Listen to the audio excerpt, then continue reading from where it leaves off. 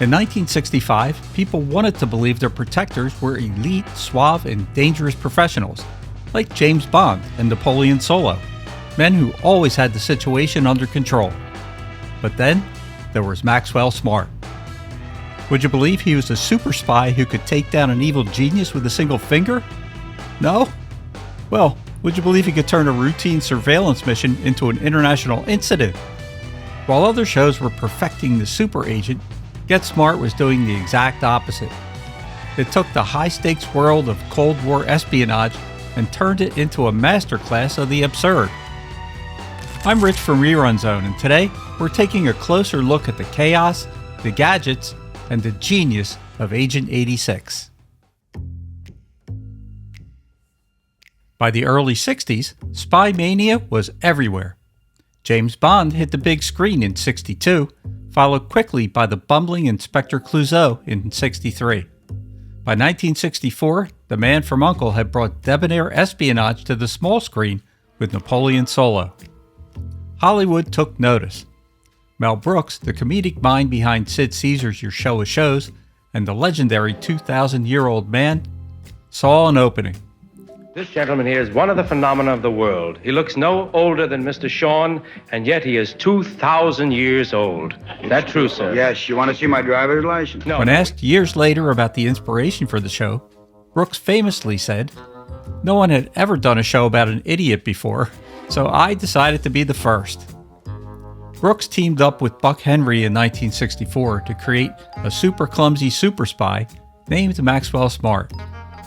Max was written as a top agent for Control, a secret government wing locked in a perpetual battle with the villainous agents of chaos.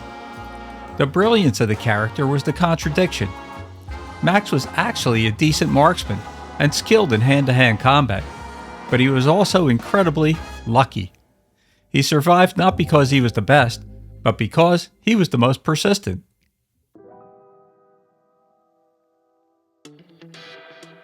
It's hard to imagine anyone but Don Adams in the role, but he wasn't even the first choice.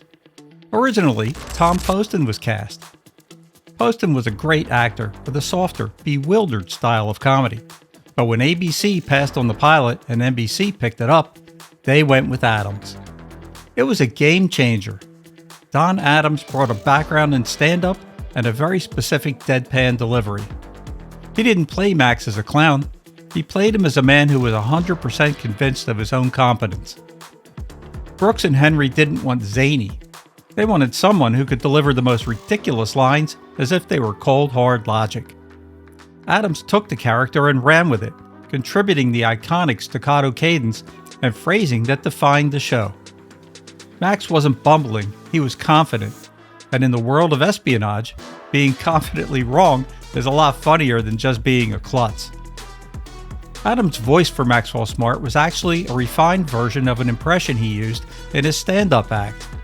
In it, he would imitate the actor William Powell from the Thin Man movies. He took that sophisticated detective-type cadence and applied it to a man who couldn't walk through a door without tripping.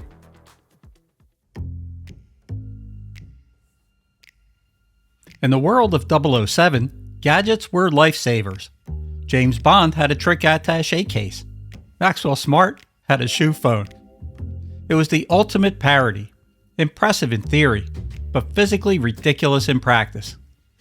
Max had to hop around on one foot in public just to take a call from the chief. Then, of course, there was the cone of silence. It's perhaps the greatest running gag in television history. Designed to ensure total privacy, it did the exact opposite. It would lower over Max and the chief, malfunction immediately, and render them unable to hear anything except a high-pitched echo of their own voices. The harder they tried to be super spies, the more ridiculous it was. And let's talk about that opening sequence. In an era before motion sensors were standard, those high-tech sliding doors were actually powered by manual hydraulics, otherwise known as stagehands hidden off camera. The doors themselves were mounted on tracks and used a pulley and cable system, where stagehands would manually operate the cables as Don Adams walked through. If their timing was off even a little bit, Adams' walk would end with a face full of plywood. Then there was the phone booth sequence where Don falls through the floor at the end. Here's what producer Leonard Stern had to say about it. Did we have to cut a hole in the floor to make it seem that when Don dialed the number, hung up the phone, turned him face, when he disappeared, never realized that all Don did was drop to his knees. And it worked. While Max was often distracted by the novelty of a gadget or caught up in an argument with a Chaos henchman, 99 stayed focused on the mission. She was almost always the most capable person in the room. Barbara Feldon's portrayal of 99 was groundbreaking for the 1960s. Many female characters were either damsels in distress or strictly domestic, but 99 was an elite field agent. She handled firearms, did hand-to-hand combat, and spoke multiple languages. She was also very patient with Max. She didn't constantly eye-roll at his blunders. She managed them with professional grace and affection. Before Get Smart, Barbara Feldon was famous for a top brass hair cream commercial where she purred at the camera while lying on a tiger skin. I want a word with all you tigers. Oh, you men know which ones you are. I like you. She took that glamour into Get Smart and used a soft, whispery voice that made her sound elegant, but her actions were pure steel. Agent 99 wasn't just the girl on the show. She was a top-tier control agent. In fact, the writers loved to highlight the competence gap between the two of them. In one episode, the chief even remarks that a mission requires extreme bravery and skill. But since 99 isn't available, he guesses Max will have to do. According to Barbara Feldon, the heart of the character was 99's deep love for Max. She didn't just tolerate his quirks, she understood them. While Max was often completely clueless about her affection, you could see how much he cared about her safety. This wouldn't be a video about Get Smart without mentioning Max's catchphrases. So, let's count down the top 5 catchphrases that define the character of Maxwell Smart. Now, Mr. Smart, I'm going to break you in half. What happened? The old finger in the gun trick. You'll be living in constant danger every moment. And loving it. What are you going to do, Max? Don't worry, I can handle it. Sorry about that, Chief.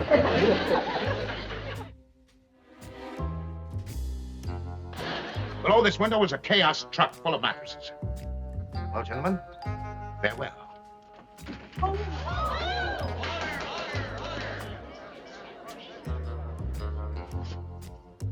Missed it by that much. And I happen to know that at this very minute, 7 Coast Guard cutters are converging on this boat. Would you believe it? 7. I find that pretty hard to believe. Would you believe 6? So, was Get Smart the most absurd comedy series of all time? Well, would you believe it's in the top 3 at least? Maxwell Smart showed us that even in the middle of a Cold War, the most dangerous weapon in the world was a really good punchline. I've had a lot of fun with this one, so let me know what other classic series you'd like to see me cover in the future. Until then, thanks for watching. I'm Rich from Rerun Zone, and if you like this look at the lighter side of the 60s, don't forget to like, share, and subscribe. Or, would you believe, at least think about it for a minute? Have a good night.